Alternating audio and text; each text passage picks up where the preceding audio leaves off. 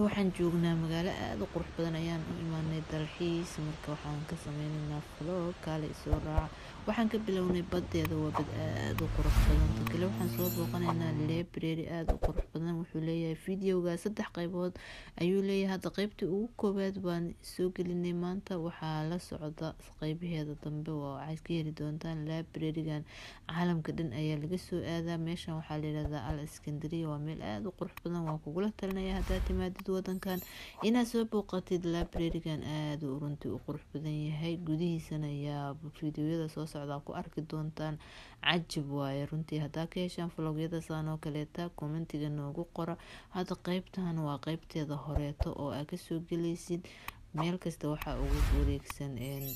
library-gan jaamacado laakiin waa aad u weyn aad u qurux badan yahay hadda qaybtan waa qaybta banaanka runtii waxay u dhisan tahay taariikh ayay leedahay oo taariikhdeeda gadaal ayaan uga sheekeynaynaa laakiin cajab aad ay u qurux badan tahay waa ka heli doontaan weliba gudaheeda bad ayaa dhinaca hore uga wareegsan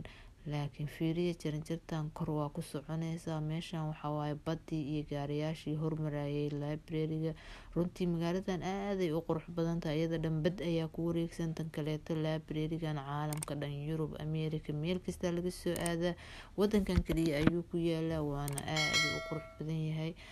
qaybo kale ayaa noo soo socda oo aad ka heli doontaan maktab library-gan aad u qurxan yahay biyahan iyo badan ku raaxaysta qaybteeda kale labadeeda qayb oo kaleetana noo soo socotaa videoga like dhahayaa si share gareeya